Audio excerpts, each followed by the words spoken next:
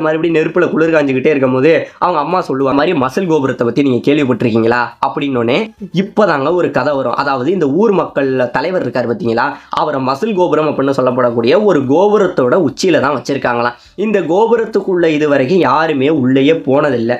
அதையும் மீறி உள்ள போனவங்க உயிரோட வெளியில வந்ததும் கிடையாது. ரொம்பவே ஆபத்தான ஒரு இடம். இதுக்குள்ள எவ்வளவு பெரிய ஆபத்து இருக்குங்கிறது இது வரைக்கும் யாருக்குமே தெரியாது. அவரை காப்பாற்ற போன எவ்வளவோ ஊராட்கள் இது வரைக்கும் செத்துதான் போயிருக்காங்க. இது எதையுமே தெரியுது, எல்லாமே நீ தெரிஞ்சுக்கிட்டு நீ இப்போ இந்த இடத்த விட்டு கிளம்பிடு கோகு, உனக்கு இது வேண்டாங்கிற மாதிரி அவங்க எச்சரிக்கை. பரவாயில்ல அவ்வளோதான விஷயம் அப்படின்னு சொல்லிட்டு இப்போ கோகு கிளம்ப ரெடி ஆகுறாரு. இந்த டைம்ல அந்த பொண்ணு இருக்கா பார்த்தீங்களா ஸ்னோ, அவன் என்ன பண்றா, கோகுக்கு தன்னோட ட்ரெஸ்ஸை கொடுத்து கோகுக்கு உதவி பண்றா. இப்போ கோகு பர்ஃபெக்டா ரெடி ஆயிட்டாரு. இப்போ வெளியில கிளம்புறாரு. அப்போ கீழே அந்த பனி கிடக்கும் பார்த்தீங்களா, அதை பார்த்துட்டு இது என்ன வெள்ளை கலர்ல ஏதோ இருக்கே, இது பேர் என்னன்னு இவங்களுக்கு பயங்கரமான ஷாக்கு. அட பாவி, இது பேர் பனி, இதுக்கு முன்னாடி இதை நீ கேள்விப்பட்டதே இல்லையா அப்படிங்கிற மாதிரி சொன்னோன்னே நம்ம கோகுவும் ஓ இது நல்லா இருக்கே அப்படின்னு சொல்லிட்டு இப்போ